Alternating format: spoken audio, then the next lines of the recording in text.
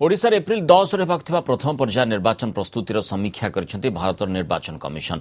आज राज्य निर्वाचन अधिकारी और वरिष्ठ प्रशासनिक अधिकारी वीडियो कॉन्फ्रेंसिंग माध्यम स्थिति संपर्क से अवगत होइछंति। फोकस रे थिला नक्सल उपद्रुत अंचल अबाध निर्वाचन।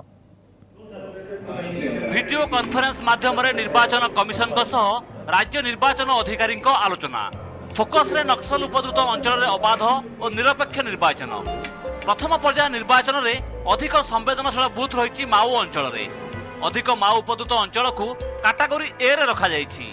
एही कैटेगरी रे रही 21टी विधानसभा और 7टी लोकसभा आसन।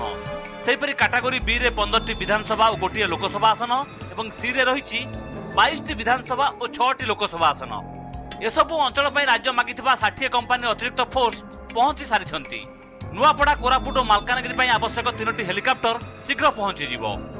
आमर जहाँ फर्स्ट चैलेंज रोची कि नक्सल प्रभावित क्षेत्र में केमती आम अरेंजमेंट करवा जे समस्त को कैंडिडेट को और जे वोटर मन को सुरक्षा दि जाटा व्यवस्था रही।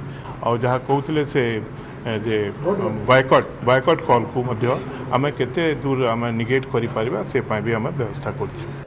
प्रथम पर्याय निर्वाचन में प्रस्तुति चूड़ांत पर्याय पहुंची बोली कमिशन को अवगत कराइछन्ति राज्य निर्वाचन अधिकारी। एपटे निर्वाचन परिचालना और आचरण विधि उल्लंघन संपर्कित अभियोग बढ़ुछि। से रिव्यू करिसेंति सब स्टेट्स ऑफ प्रिपेयर्डनेस। सो आम तरफ आम कहलु हमर पूरा प्रिपेयर्डनेस अछि।